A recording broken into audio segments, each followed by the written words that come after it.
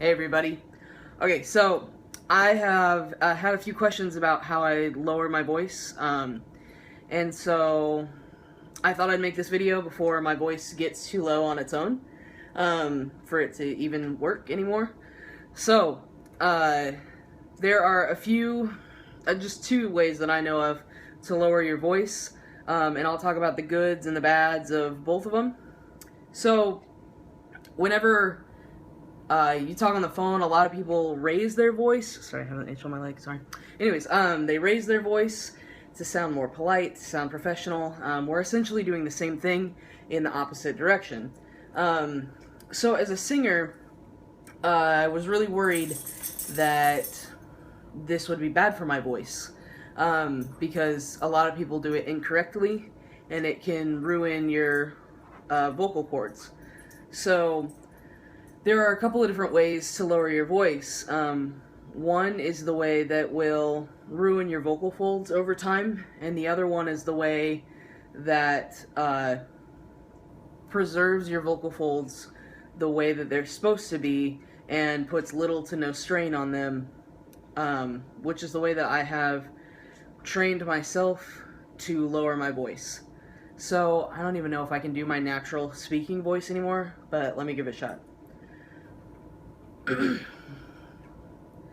So my natural speaking voice is like all the way up here, and it sounds kind of weird, but it's a lot higher, and when I talk on the phone it's even higher than that when I'm trying to be polite. Anyways, so now this is my normal speaking voice.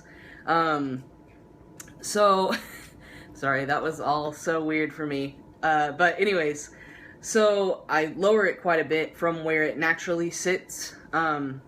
And how I do that is I figured out, sorry, I always tape my videos on my piano, which is why sometimes I'll look down at keys, because they're there for me. Anyways, so I did a lot of vocal exercises down, as far down as I could go, and I do that every day, just to sort of see how low I can get, but also really helps me embrace the lower tones of my voice. Speaking is just, well, singing is just speaking elongated. So you typically speak where your regular tessitura is, which is like the notes that you really love to sing, and come really easy to you. You use those tones every day, so they're really easy to sing. So that's sort of what I've had to adjust, is where my tessitura sits. So now I speak at the very bottom of my register. I can go a little bit lower, but it sounds really forced.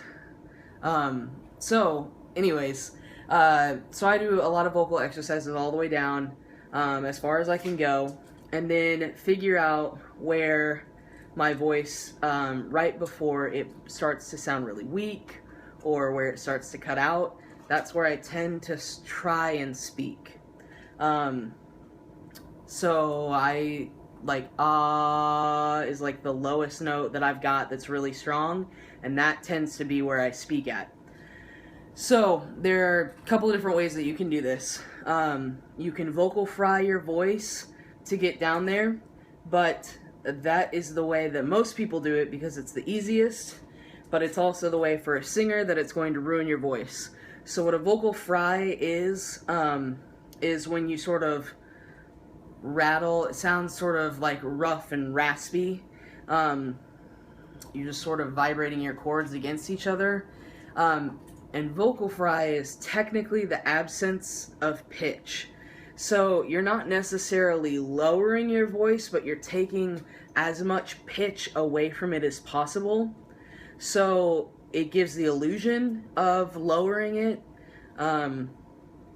So I can demonstrate that for you real quick. Let's see. So this is a vocal fry, and a lot of guys do it. They sort of sound like a smoker. They hold out like lots of like tones, and it just sort of rasps. It's raspy. So that's a vocal fry, and I still slip into doing that sometimes, because it's easy to do. But what we want to do when lowering our voice is just embrace the low tones, and it's gonna feel like we're stretching out our vocal folds. It's also gonna feel really uncomfortable for a while because you have to speak a little bit louder, a little bit more forceful, and so we take up a little bit more vocal space in the world, which made me feel uncomfortable for a really long time, but has actually helped me present and pass as male, because men don't apologize for the bigness of their voice, and women oftentimes do. So, and that just has to do with like a way that we were trained when we were growing up.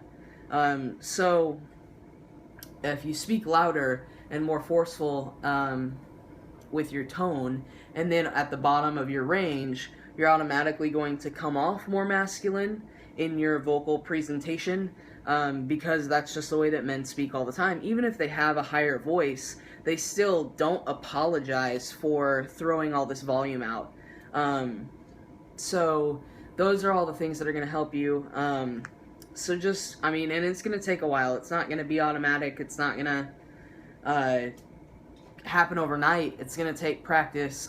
So what I would do when I was practicing speaking in this register, which is now normal for me, but I would take myself out to lunch, like at Starbucks or somewhere, just by myself.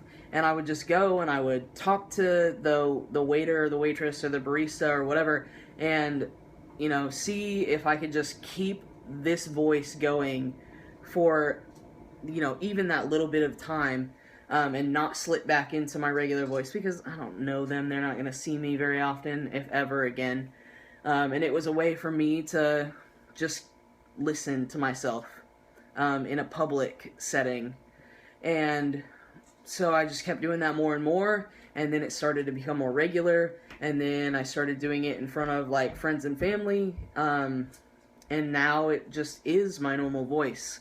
So that's how I did it. That's the best advice I can give. So real quick overview, let's see. Do warm-ups, but going down the scale, to figure out how low you can actually sing at still a strong vocal tone and a vocal volume, and then try to embrace those pitches in your normal speaking voice.